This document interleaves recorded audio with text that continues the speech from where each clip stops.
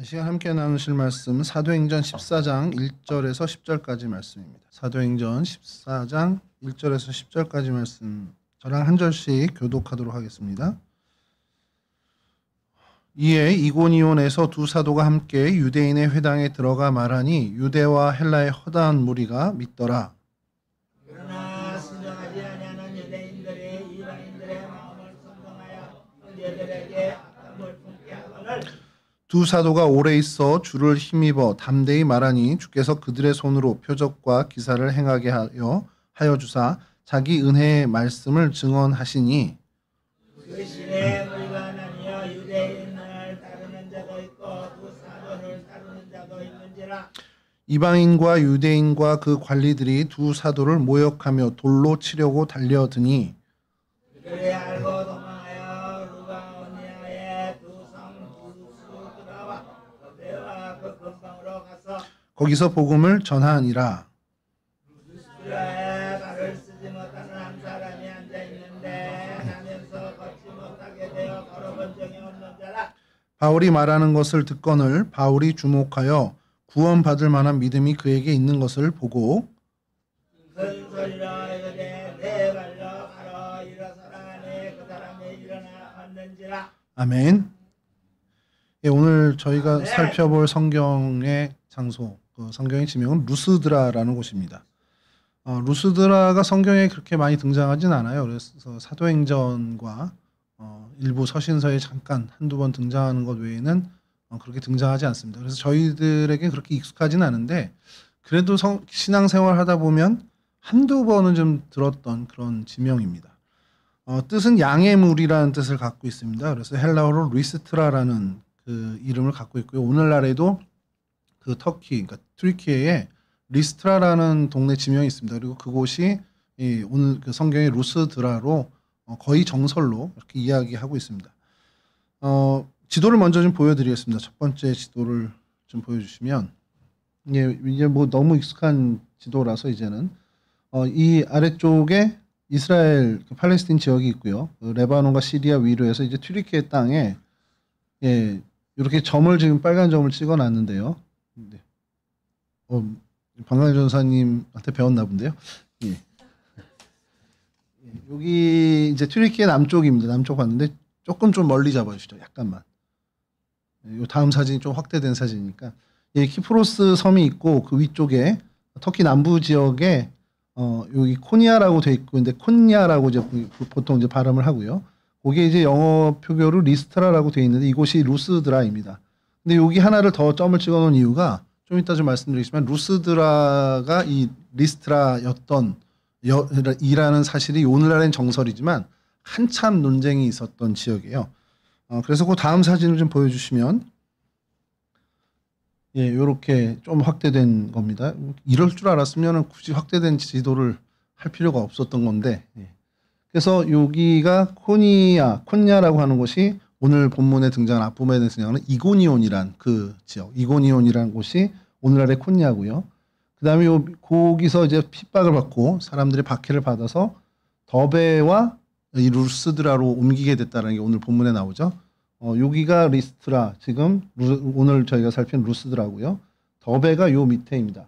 카라만이라고 돼 있는 이곳인데 사실 카라만 저 지역이 너무 광범위해서 카라만인데 그 옆에 조금 위쪽으로 케르티 후이우크라는 그 유적지가 있습니다. 이 발음이 좀 어려워서 저도 적어놨는데 케르티 후이우크가 여기가 더베라고 이제 더베 유적지, 그러니까 더베는 되게 넓은 지역입니다. 넓은 지역인데 이곳에 케르티 후이우크라는 곳에서 유물이 많이 발견돼서 거기에 이제 유적지로 돼 있습니다. 그래서 뭐 여러분들이 검색이나 이런 거에서 더베가 신약의 더베가 오늘날 어디야라고 이제 검색을 하면 제일 많이 등장하는 게 케르티 후이우크라는 게 등장할 거고요.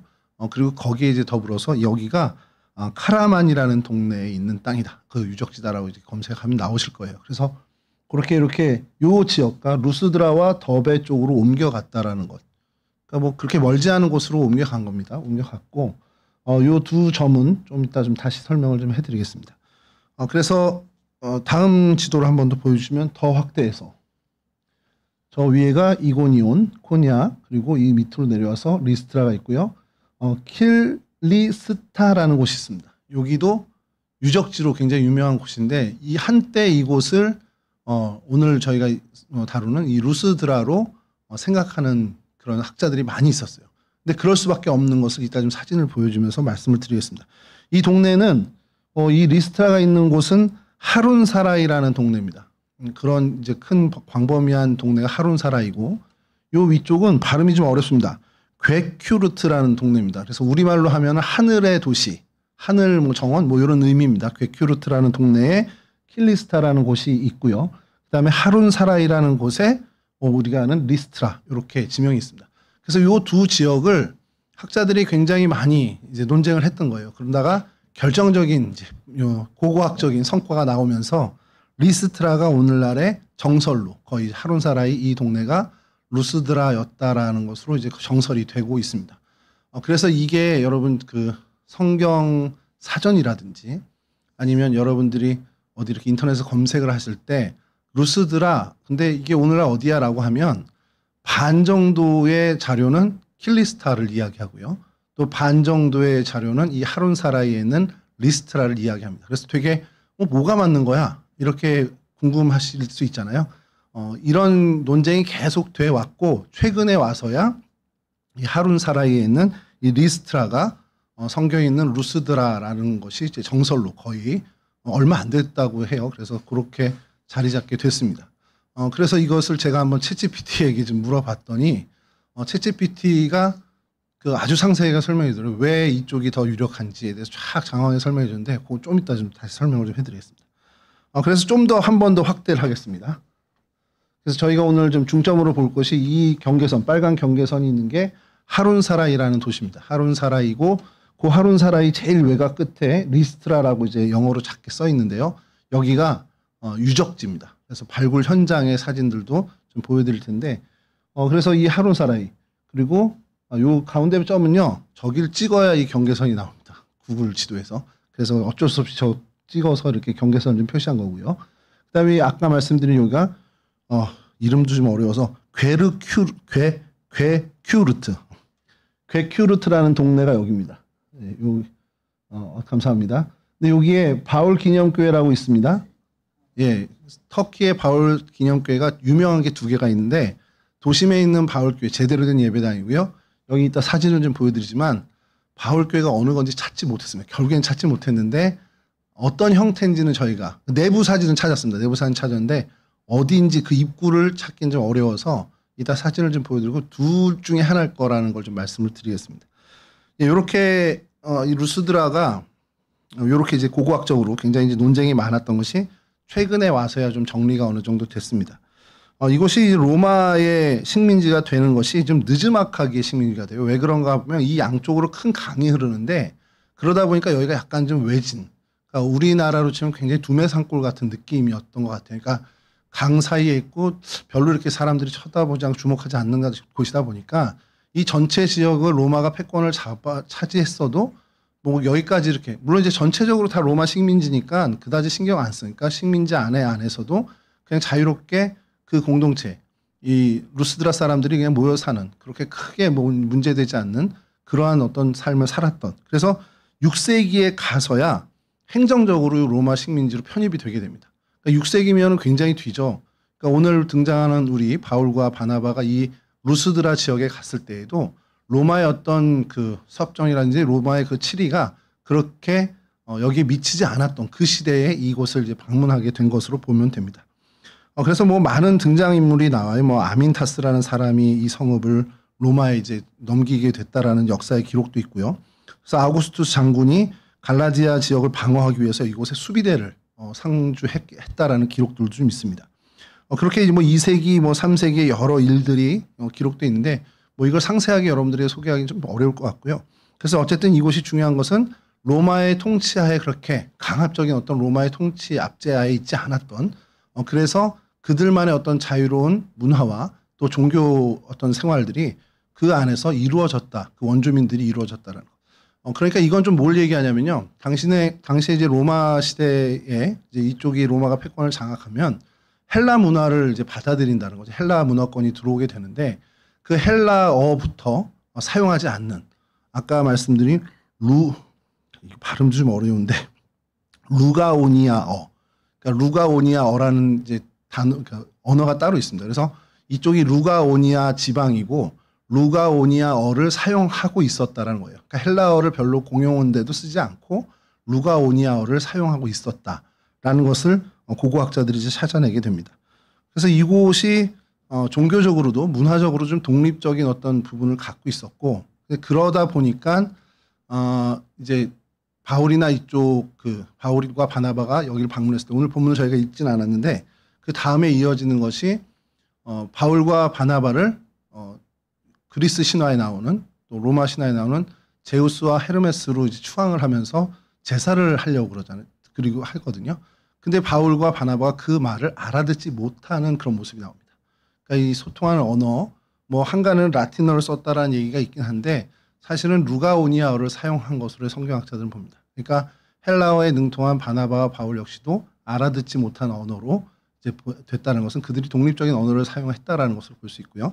그런데 이제 종교적인 부분은 본인들의 어떤 그 원주민의 종교도 사용은 했지만 그 헬라권에 있는 그리스 신화의 어떤 그 종교적 영향도 동시에 받고 있었던, 그러니까 종교의 어떤 그 부분도 약간 혼용되어 있는 것들이 있었다라고 이제 추정하는 근거로 학자들은 이야기합니다.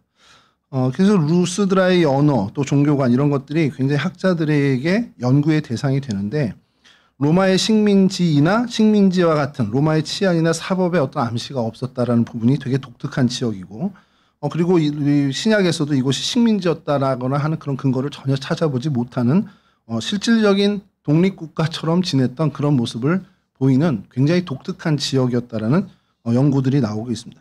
그래서 그 많은 고고학적 발견에서는 이 루스드라 성읍에 들어가는 입구에 신전이 있었는데 그들만의 어떤 신전이었는지 모르지만 그 이름 모를 신전이 있었고, 또 제우스를 섬기는 제우스에게 제사하는 제우스 신전도 발견이 된다라는 겁니다. 그러니까 종교적으로도 약간 혼용돼 있는 그런 어떤 문화도 갖고 있었고, 그러나 로마의 식민 치하에 있는 어떤 그런 전형적인 식민지의 모습은 보이지 않는 그런 시대를 보는 거죠. 그래서 성경에 등장하는 루스드라를 좀 보면요, 일단은 제일 유명한 게 오늘 본문의 사건입니다. 그 나오면서부터 걷지 못하게 된 이 지체 장애인을 어떻게 보면은 일으키는 그 사건이 제일 유명한 사건이고요. 그리고 오늘 읽지 않았는데 그 뒤에 이어지는 그 내용을 좀 보여드리면 사도행전 14장 11절에서 12절입니다.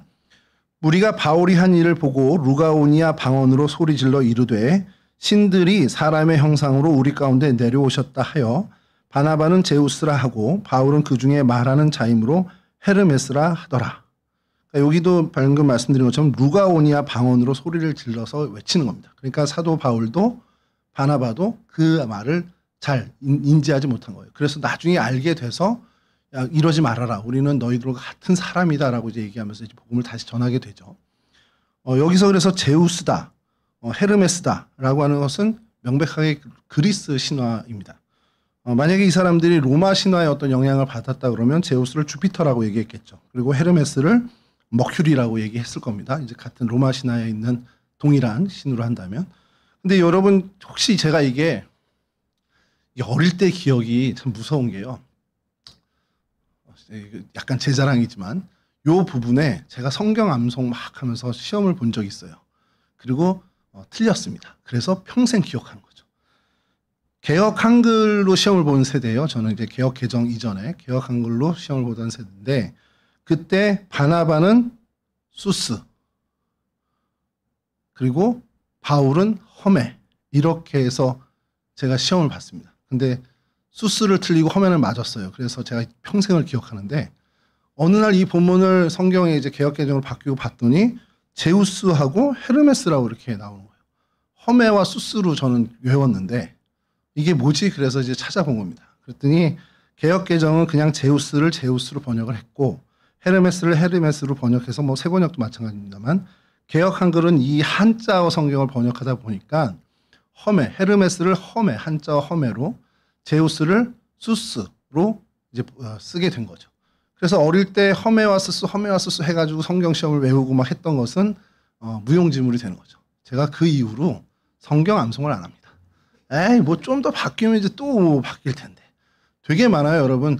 작은 일에 충성된 자가 큰 일에도 충성되고잖아요. 개역 한글 몇 번째 판인가 제가 초등학교 때는 작은 일에 신실한 자가 큰 일에도 신실한 이렇게 해서 신실이었습니다. 그게 어느 날인가 충성으로 바뀌었어요. 그럼 시험 보면 틀리는 거죠. 그때부터 제가 암송은 소용없다.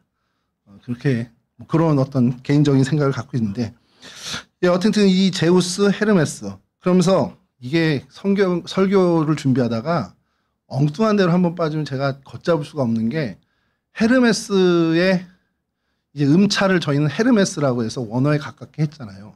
근데 이게 영어로 하면 허미즈입니다. 허미즈인데 이 불어로 하면 어떻게 됩니까? 네, 여러분들이 좋아하는 에르메스가 됩니다. 그럼 에르메스하고 이 헤르메스하고 관련이 있는 거냐? 똑같은 겁니다. 앙리가 헬리가 앙리인 것과 똑같은 발음 차이예요. 그러면 이 브랜드가 에르메스라는 이 브랜드가 혹시 헤르메스에서 나온 건가? 그리고 이제 찾아보는 거죠. 전혀 아닙니다. 티에리 에르메스라는 사람이 만든 브랜드라 에르메스입니다. 그거는. 그러면 전혀 관련이 없냐? 또 그렇지도 않아요. 이 에르메스 가가 예를 들어서 미국 문화에 있는 테일러라든지 베이커라는 성을 가진 사람들이 그 조상의 직업들을 따는 것처럼 이 유럽 문화에서 이름을 따오는 게 여러 이제 그 조상의 직업에서도 따오지만 신화적인 인물에서도 따오는 게 있습니다. 그래서 이 헤르메스 신화에 있는 헤르메스의 이름을 따서 자기의 성을 붙인 에르메스 가예요. 그러니까 그 에르메스 프랑스 이제 그 조상이죠. 에르메스 조상이 그 성을 갖게 된 게 이 그리스 신화의 헤르메스에서 갖고 온 건 맞습니다. 그러나 이 브랜드와 이 헤르메스와는 아무 연관이 없고 그 티에리 에르메스가 만든 그래서 브랜드가 에르메스가 된 거죠. 그래도 여러분들은 기억하시면 에르메스 막 하면 저게 원래 어원은 헤르메스였어. 이렇게 생각하면 뭐 하나의 팁이 되지 않을까. 그런 게 많습니다. 헨리와 앙리 얘기 재미난 얘기들도 많잖아요. 뭐 앙리가 왜 헨리란 이름을 뒤에 쓰고 붙이고 다니느냐. 뭐 축구 좋아하시는 분들은 좀 많이 알고 있는 얘기인데 그 어릴 때 자기를 도와줬던 친구가 헨리라 이름을 헨리라고 쓰고 축구 선수 생활한다 이런 얘기들이 돌았어요. 그러니까 뭐 말도 안 되는 거죠. 그러니까 불어로 앙리라는 발음을 하는데 그거를 이제 모르는 사람들이 왜 앙리는 뒤에 헨리라는 이름을 붙이고 써 이렇게 이제 오해하는 것에서 나오는 좀 에피소드들도 있습니다. 여하튼 이런 어떤 그 헤르메스라고 이 루가오니아어로 방언으로 이야기하다 보니 이 두 사도가 전혀 못 알아채는 그런 어떤 분위기의 지역이었다는 거. 그러니까 헬라어를 소용하지 않는 그 자신들의 고유의 언어를 사용하고 있었다라는 것을 이 본문에서 좀 찾게 됩니다. 성경에 그래서 이런 부분이 드러나고요.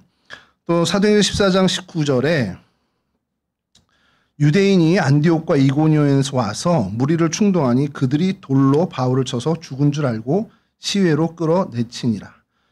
실제로 돌에 맞아서 죽은 것과 같은 상태가 된 것이 이 도시였습니다. 이곳 루스드라에서 벌어진 일입니다. 성경에서도 또 이곳에서 이와 같은 일이 있었다는 것을 밝히고 있죠. 성경에서 등장하는 이 루스드라는 이 일이 거의 다고요. 그 다음에 이제 디모데의 고향이 여기였다라는 정도, 요 정도가 성경에서 등장하는 루스드라에 대한 이야기입니다. 그러니까 루스드라가 성경에서 그렇게 차지하는 얘기는 별로 그렇게 많지 않아요. 비중도 많지 않고. 근데 이곳에서의 일들이 사실 굉장히 의미 있는 일이라는 거죠. 이 바울과 바나바에게 있어서는 굉장히 의미 있는 선교에 굉장히 큰 어떻게 보면 좋은 역할을 한 선용된 그러한 굉장한 사건들이 있었던 것은 우리가 간과할 수 없다는 겁니다. 그래서 이곳 사진을 좀 준비했는데요. 그 하룬 사라이에 있는 리스트라 이렇게 리스트라라고 돼 있고 거기서 아까 말씀 킬리스트라는 조금 더 올라가야 됩니다. 그래서 그 표지판이 이렇게 있습니다. 다음 사진 보여주시면 이게 리스트라의 이제 발굴 현장에 있는 그 언덕입니다. 저 언덕 위에 많은 그 유물과 유적들이 이제 드러나게 되는데요. 다시 이곳은 먼 곳에서 찍은 사진입니다. 다음 사진 보여주시면 이렇게 언덕 위에 있는 거죠. 그러니까 예전에 저희 나라도 마찬가지지만 저희 나라도 산성이 많잖아요. 그래서 성을 지을 때 약간 언덕 위쪽에 그게 이제 수비하기에 좋기 때문에 그 언덕 위쪽에 그 성을 쌓는 것이 보통의 일입니다. 그러니까 여기도 그러다 보니까 이제 약간 언덕 위에 저는 성을 쌓은 거죠. 다음 사진 보시면 여기가 겨울 아래는 이런 모습을 갖고 있고요. 그래서 이제 다음 사진 보시면 위에서 찍은 모습입니다. 이건 이제 유적지, 그 성이 작은 성이죠. 그 약간 어제 수비대가 거주했을 법한 그런 성 위에 이런 둔지 이렇게 있습니다. 그리고 난 다음에 사진은 튀르키예와 여러 나라들이 합자해서 같이 발굴팀이 계속 이어지고 있습니다. 지금도 이어지고 있고요. 그래서 발굴팀 본부입니다. 그리고 다음 사진도 뭐가 달릴 것 같습니까, 여러분? 예, 구글 번역에 이미지를 올리면 한글로 바꿔줍니다. 그래서 터키 공화국 문화관광부 리스트라 고대 도시 발굴입니다. 여러 단체들이 같이 협력하고 있는 거고요. 그다음에 저 끝에 보면 성도의 도시 리스트라 이렇게 되어 있습니다. 예, 다음 사진 보여주시면 이것이 이제 발굴된 유적터입니다. 그래서 여러분 이게 재미난 게 저는 이제 성서 요 지명을 하다가 이제 알게 된 건데 제가 성서 고고학이나 뭐 고고학에 대해서 제가 잘 모르잖아요. 유적이 이렇게 발견되면 이렇게 뭐 하얀색으로 이제 칠을 하고 막 유적 현장하고 이렇게 뭐 유리를 위에 덮어서 보존하는 경우도 있는데 더 많은 경우는 이렇게 발견한 다음에 사진을 찍고 뭐 유물은 건져낸 다음에 요걸 또 흙으로 덮는데요. 보존하기 위해서. 노출시켜 놓으면 계속 이게 망가지니까 그것을 다시 흙으로 덮어 놓고 표시 정도만 하는 그런 경우가 있답니다. 여기도 이렇게 발굴을 해놓고 사실은 오늘날은 다시 덮어놨어요. 그런 것들을 좀 보이는데 이 발굴했을 때 당시에 사진을 남긴 것들을 이제 찍어놓은 것을 다운받은 거죠. 다음 사진 보여주시면 이건 역시도 이 성의 규모를 좀 알 수 있게끔 여러 가지 터들, 그러니까 구조, 성의 어떤 구조들 이게 뭐 어떤 격실이라고 이렇게 나와 있더라고요 자료에는요. 그 다음 사진이 좀 더 이제 외곽 쪽에 있는 이렇게 기초가 되는 어떤 그런 부분이고 다음 사진은 그 이제 반대편에서 이걸 또 찍은 겁니다. 그러니까 언덕 끝에 약간 이제 성벽 오늘날로 지금 저희들 보면 이렇게 약간 뭐 축대같이 이렇게 싸우는 그런 어떤 이게 오늘날의 콘크리트처럼 보일 정도로 견고하게 되어 있습니다. 근데 이게 그 시절 6세기 이후의 시절의 그 부분입니다. 다음 사진 보여주시면 이제 발굴팀과 사람들이 표시와 경계까지 모래주머니로 이렇게 해놓고 이제 사진 촬영을 하죠. 다음 사진 보여주시면 이게 이제 발굴 현장에 있었던 사람들이 기념으로 자신들이 올린 사진입니다. 저렇게 뭐 조금씩 해가지고 파내려가고 여기가 왜 많은 논쟁 끝에 이곳이 그래도 정설이 된 결정적인 이유가 뭐냐면 다음 사진 보여주시면 여기서 이게 나왔어요. 루스드라 비문이라고 하는데 이 루스드라 비문이 하룬 사라이 이 리스트라에서 발견이 되면서 아 여기가 루스드라구나 라고 사람들이 이야기한 겁니다. 근데 이게 사실 엄밀히 얘기하면 약간 반발할 수 있는 게 있습니다. 예컨대 몇백 년이 지났어요. 동성교회가 어디 있었을까? 사람들이 그럴 거 아니에요. 그럼 동성교회 현판 저희 있잖아요. 교회 현판. 근데 저희가 전에 쓰던 건 저희가 이게 무너지면서 이렇게 다시 역사 자료실에 보관하고 새롭게 이제 동판을 했단 말이에요. 근데 저 역사보관실에 보관하던 걸 혹시나 저희가 여기가 재건축이 돼서 다시 뭐 이렇게 건물을 짓게 됐다, 예배당을 짓게 됐다. 그럼 저거를 여기 헐구친데 여기 둘 수 없잖아요. 그럼 어느 분이 이렇게 좀 보관한다고 가져가실 수도 있겠죠. 그럴 수 있지 않나요? 근데 뭐 예컨대 역사 자료실을 어떤 담당을 하는 분이 원사님이나 장로님이 잠깐 댁에 가져가셨어요. 근데 하필 그게 성남이야. 근데 이제 못 지고 그냥 거기서 놔둔 거야. 그래서 교회에서 나중에 회수를 못 했어. 예를 들어서요. 근데 몇백 년 후에 성남에서 동성교회 현판이 발견돼요. 그럼 사람들은 뭐라고 그러겠습니까? 그래, 동성교회는 성남에 있었어. 얘기할 수 있습니다. 그러니까 그렇게 반발하는 거예요. 반대쪽에서는. 근데 뭐 그럴 확률은 너무 적은 거죠. 거의 그 지역에 있었을 겁니다. 그래서 루스드라 비문이 이 하룬 사라이에서 발견이 돼요. 그래서 이곳 지명도 리스트라라고 명명을 하게 된 겁니다. 사실은. 그래서 리스트라에서 이름이 똑같네? 이게 아니고 하룬 사라이에서 루스드라 이 비문이 발견되니 그냥 리스트라라고 명명을 하게 된 이유도 있다라는 겁니다. 그래서 이곳이 좀 정설이 된 겁니다. 그래서 이 부분에 대해서 여러 자료들을 찾다가 뭐 논문도 있는데 뭐 유료라 제가 이제 그 다운받아서 보지도 못하게 되고 개요적인 부분만 보는데 그래서 요 논문을 제 GPT한테 물어봤습니다. 야, 이건 논문을 내가 발견을 했는데 내용을 모르겠어. 그랬더니 논문을 이제 살 필요가 없더라고요. 얘가 요약을 해줘. 그래서 왜 이렇게 주류가 됐는지에 대한 것에 대해서 이 하룬 사라이가 하룬 사라이 혹은 하툰 사라이라고도 불리고 있는데 이 고고학적인 이 로마식 석비, 지금 이 사진 보여준 이 석비가 발견된 것, 그러면서 동시에 도로와 수도 시설 그리고 동전들이 발견이 됐는데 그러한 것들이 사도행전 시절의 그 로마 문화권과 동일한 것으로 판명이 된다라는 겁니다. 그러니까 같은 시대에 그 지어진 건물들이 있고 그때 당시에 사람들이 거주했다라는 것이 확인이 됐고 거기에 루스드라 비문이 발견됐으니 이것이 가장 유력한 루스드라라는 하룬 사라이가 그렇다라는 것을 그 논문에서 이야기한 겁니다. 사도행전의 기록과 지형적 조건이 굉장히 일치하고요.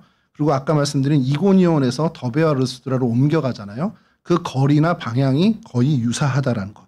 그리고 미군이 와서 여기를 조사한 경우가 있는데 그 보고서를 이 논문이 차용해서 쓰게 됩니다. 그래서 쓰면서 루스드라에 대한 그 미군의 자료를 가지고 인용하면서 이곳이 유력한 곳이다라는 것이 그 논문의 내용이었습니다.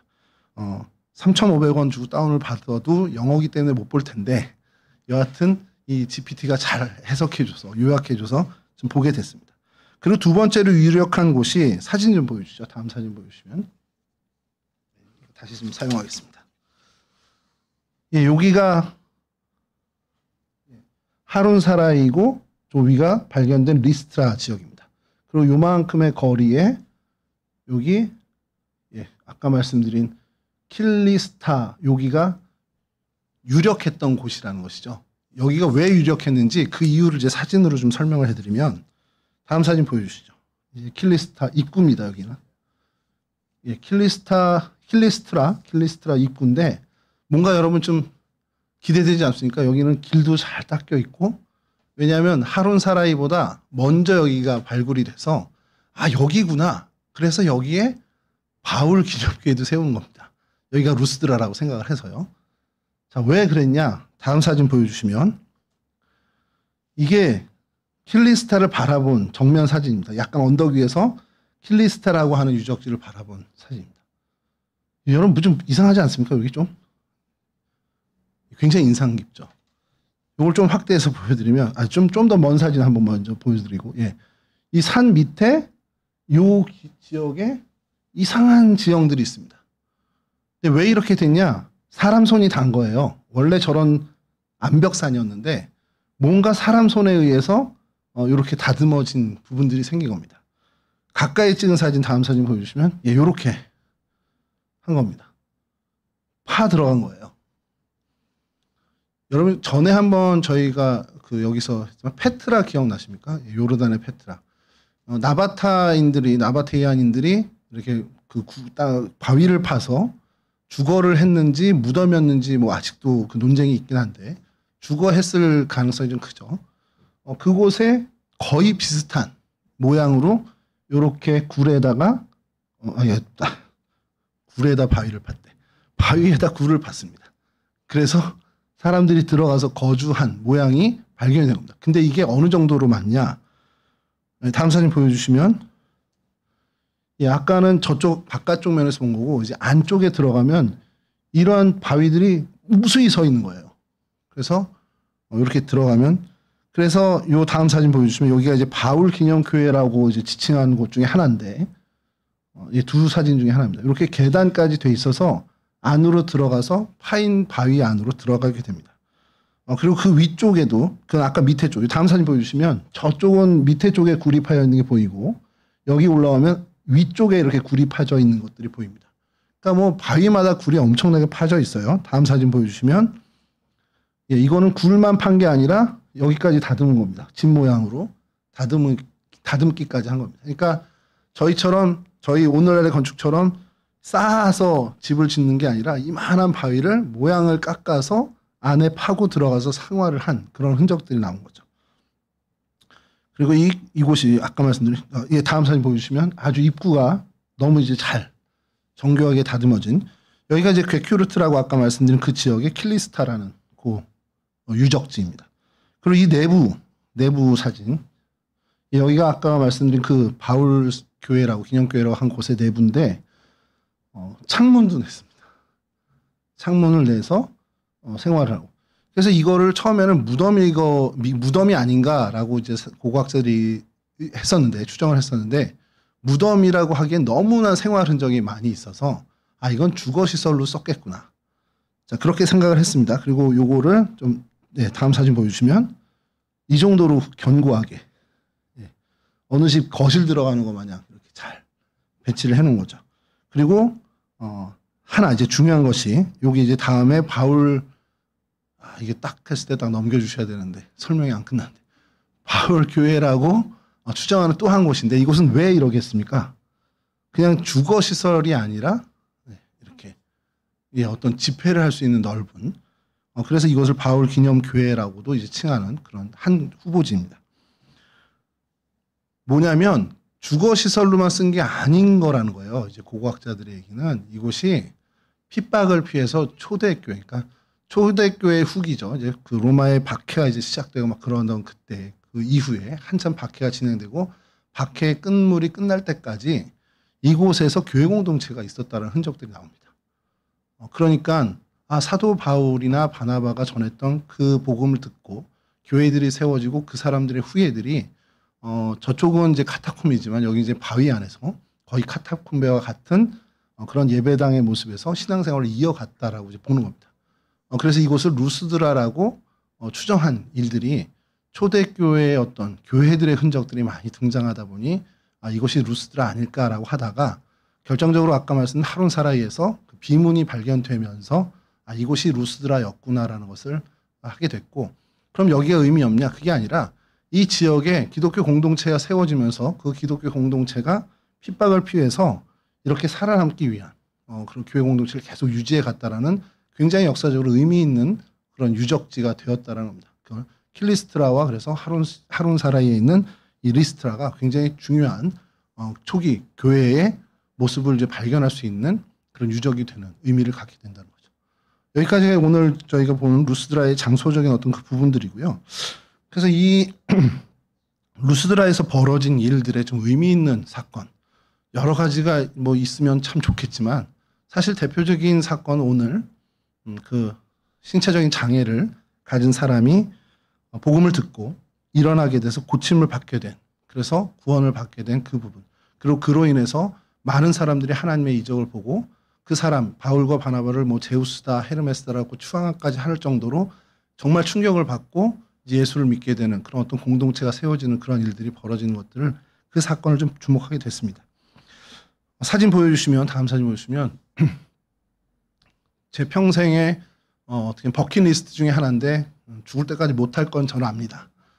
이게 클라이밍이란 스포츠인데 건물 벽이나 또 암벽을 연상하는 그런 그 구조물에 이제 끝까지 올라가는 스포츠, 뭐 여러 방식이 있더라고요. 빨리 올라가는 게 있고 뭐 포인트마다 점수를 따가지고 올라가는 것들이 있는데, 이 클라이밍 할 때 굉장히 중요한 것 하나가, 그러니까 클라이밍 선수들, 이런 선수들에게 제일 중요한 게 하나가 뭐냐면 조 하나하나가 이제 홀드라고 하는 겁니다. 저기가 홀드라고 하는 건데, 이게 진짜 홀드인지, 그러니까 진짜 지탱하고 올라갈 수 있는 홀드인지 아니면 홀드처럼 위장한 장애물들이 있다는 거예요. 그러니까 홀드처럼 위장한 장애물인지 그걸 분간하는 게 이 클라이밍 스포츠의 성패를 가늠한다는 겁니다. 근데 이게 실제 암벽에서도 그렇대요. 실제 암벽 등반에서도 저기가 손가락이 들어갈 만한데, 야, 저게 진짜 지탱할 만한 그런 홀드가 될지 아니면 그냥 모양만 그래서 바스러지는, 그래서 어떻게 보면 올라가지 못하게 하는 약간 위장의 어떤 그런 모습이 되는지 그걸 잘 구분하는 게 전문 암벽가가 되는 굉장히 중요한 역할이라는 거예요. 그러니까 그걸 구분할 줄 아는 게 굉장히 중요하다는 거죠. 근데 그런 이 클라이밍에만 이 원칙이 적용되냐? 그렇지가 않더라는 겁니다.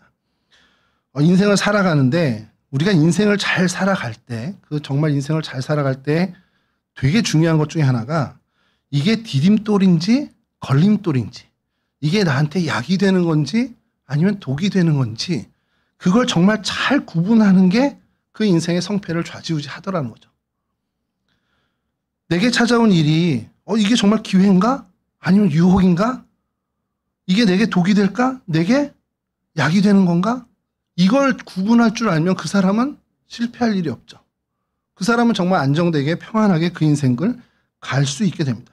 그러니까 그 분별력이 굉장히 중요해요. 만약에 그 분별력이 없다. 그러면 이게 독인지도 모르고 먹고 이게 걸림돌인지도 모르고 그냥 밟는 겁니다. 함정인지 모르고 그냥 너무 좋다고 그냥 거기에 뛰어드는 겁니다. 그러니까 그 분별력을 갖는 것이 인생의 성패에 굉장히 중요하다라는 거죠. 구별할 수 있는 능력, 그 분별력을 갖추는 게 정말 우리 삶에 얼마나 필요한 모습인지, 얼마나 중요한지를 우리는 깨닫게 되죠. 근데 이게 클라이밍 스포츠나 인생에만 적용되느냐? 그렇지 않다라는 거예요. 복음의 문제에서도 적용이 되는데 복음을 증거하는 일에 정말 이것을 제대로 복음을 잘 전할 수 있는 그것을 위해서 이걸 붙잡아야 되는 일인지 아니면 이게 복음을 전하는 거에 장애물이 될지 그것을 구별하는 영적인 분별력이 우리 가운데 있어야 한다는 겁니다. 오늘 읽은 본문 바울과 바나바 앞에 놓여졌던 모습들이 있습니다. 이게 장애물일지 아니면 디딤돌이 될지 걸림돌이 될지 아니면 추진력을 주는 일이 될지 모르는 거예요. 근데 그런 상황에서 이 바울과 바나바가 어떻게 했는지 저희가 보는 겁니다.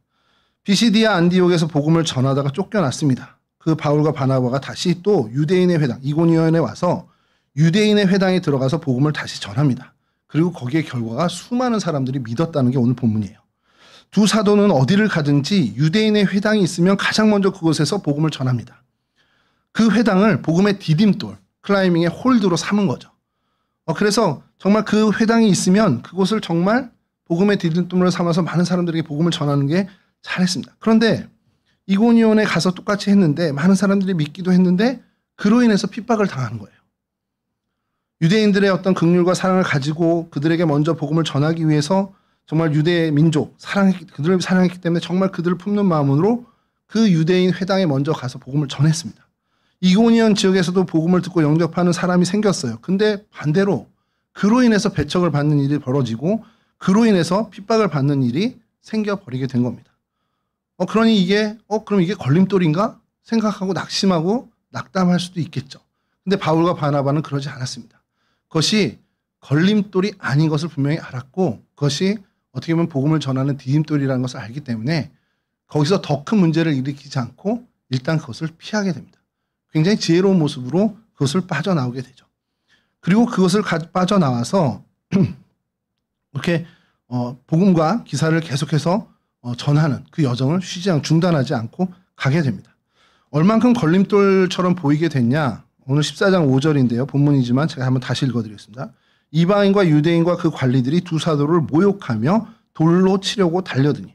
그러니까 어느 정도로 이 사람들 비방하고 뒤에서 뭐 이상한 댓글을 달고 뭐 악플을 달고 그게 아니라 진짜 살해 의도를 갖고 죽이려고 덤빈 겁니다.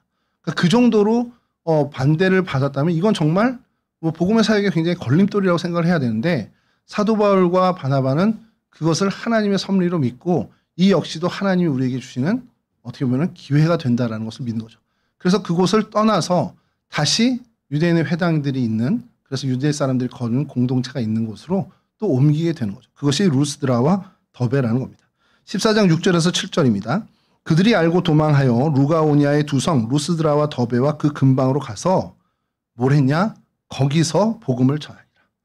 이게 걸림돌이야. 이고니온에서 받은 핍박이 이거는 더 이상 이제 우리가 할 수 없는 일이야. 그럼 낙심하고 주저앉아야 되는데 그것을 그렇게 받아들이지 않고 이건 하나님이 우리를 옮기시는 하나님의 계획이야 라고 생각해서 그냥 그 말씀 어떻게 보면 그 하나님의 섭리에 순종해서 다른 성으로 옮겨서 그곳에서도 한결같이 복음을 전하게 됩니다. 그러니까 바울과 바나바가 그 이고니온에 있는 모습들이 어떤 죽음이나 박해가 피해서 두려워서 피한 게 아니라 복음을 전하기 위해서 이곳에서 이제 복음의 길이 막혔네. 그럼 또 옮겨가야 되는 거구나. 그게 하나님의 섭리구나. 그래서 내게 다가온 일이 하나님이 나에게 주시는 하나님의 도구였던 하나님의 뜻을 밝혀주는 하나님의 의지를 알려주는 도구로 여기고 그래서 다른 곳으로 옮겨서 복음을 전하게 됩니다. 그러니까 장소만 옮겨졌을 뿐이지 그들이 하는 일은 전혀 변한 게 없다라는 겁니다. 하나님이 원하시는 장소에 머물기도 하고 때로는 하나님이 옮기신다면 그것을 떠나서 옮겨 그래서 하나님이 원하신다 또 복음을 전하는 그런 굉장히 유연하고 지혜로운 영적인 판단력을 갖고 있었던 사람들이라는 겁니다.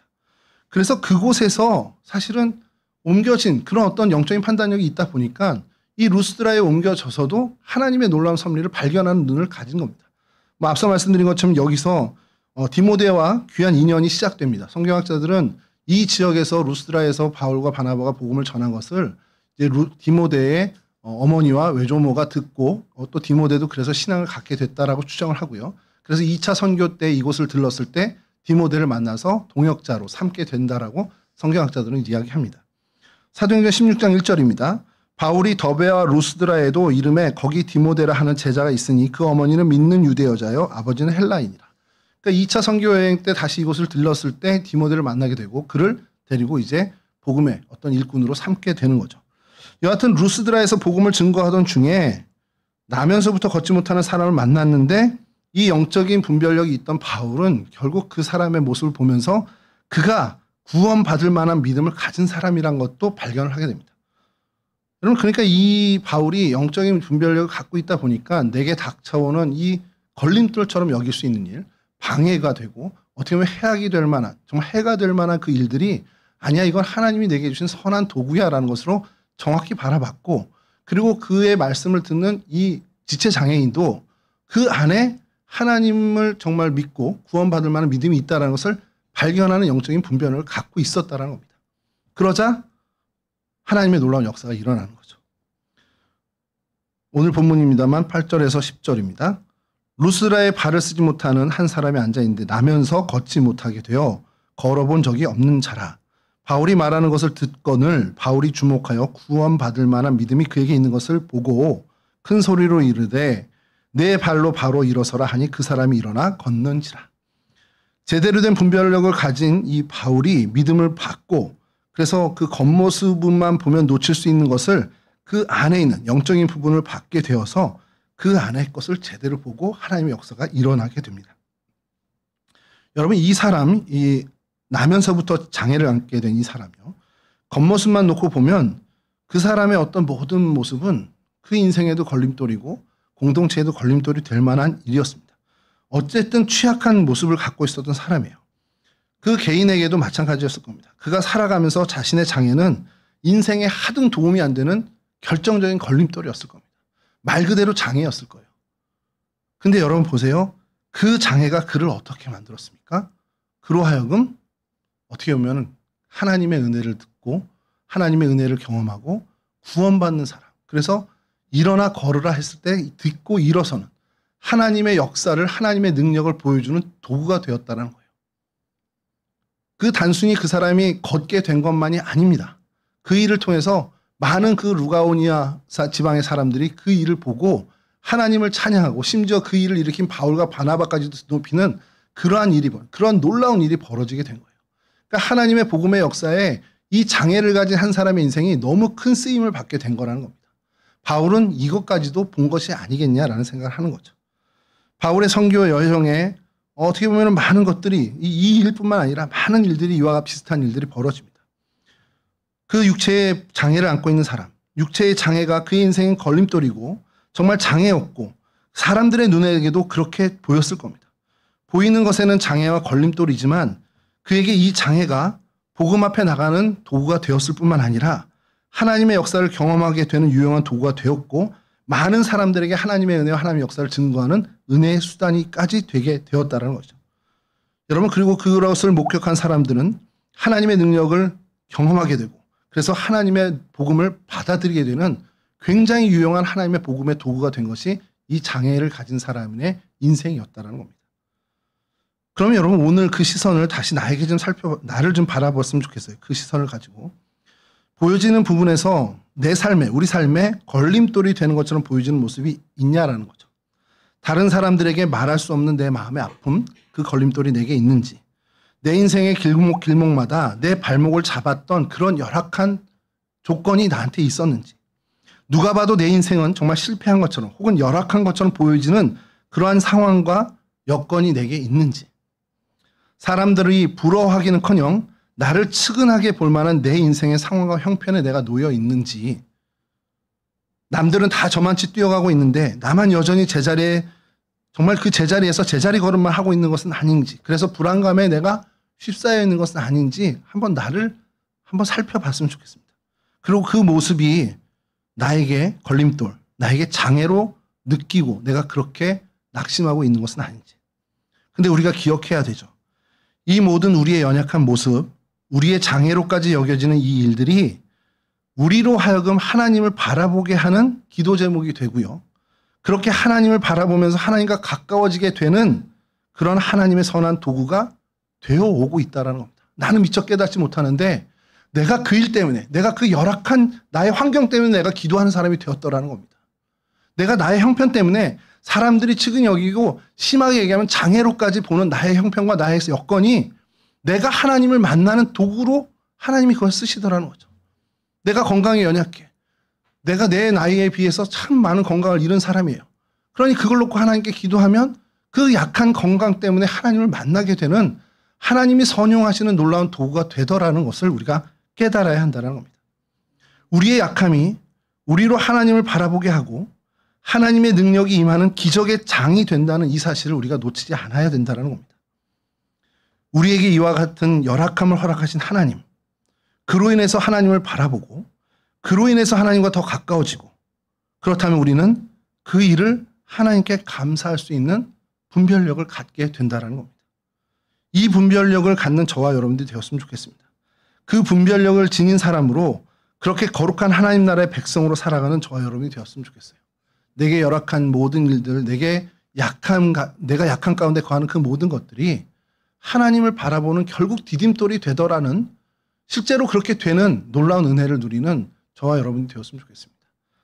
이와 같은 거룩한 은혜의 주인공들이 다 되시는 저와 여러분 되기를 주님의 이름으로 간절히 축원합니다.